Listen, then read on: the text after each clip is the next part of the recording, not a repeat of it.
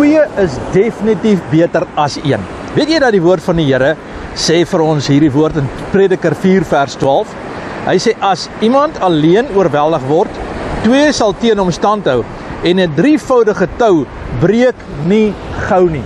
Weet jy dat dit is 'n fantastiese geleentheid vandag vir jou, dat ek vandag saam met jou kan staan in jou verhouding met die Here Jesus Christus, waar 2 of meer saamstem in 'n saak, so sal dit wees. En die Here sê, 'n 3-dubbele tou sal nie maklik breek nie. En weet jy wie is die 3de tou? Die 3de tou is die Here Jesus Christus.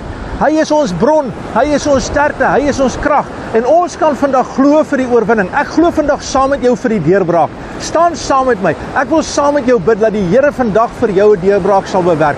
Dat jy vandag in jou verhoudings deurbrake sal kry.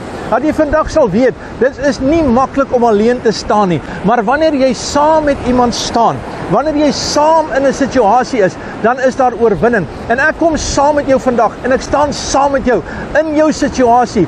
Teen die siekte, teen die pyn, teen die hartseer, teen die eensaamheid, teen krisisverhoudings, teen allerlei uitdagings van hierdie wêreld. En ons kom vandag in die naam van Jesus Christus. En ons erken vandag dat U is ons bron, U is ons antwoord, U is die lewe, U is ons enigste antwoord wat daar is. En ek stem saam met jou vandag. As jy dit saam glo, wanneer jy dit doen, aktiveer jy jou geloof. En as ons hande vat saam met God, sal dit moontlik wees. Ek wil dit vir jou sê in Jesus se naam. Vader, ek dank U op hierdie oomblik, dat ek vandag vir jou kan bid, dat jy vandag nuwe krag sal kry, dat jy vandag sal weet, jy staan nie alleen nie, dat elke keer wanneer jy na hierdie gebed luister, elke keer wanneer jy sê amen daarop, en jy sê, ek weet, dit sal so wees, so gaan die Here 'n werk vir jou doen, en sit jou rus in jou vertroue en jou geloof in Jesus. Hy is die 3de band van die tou, en dit sal nie breek nie in Jesus naam. Amen en God bless.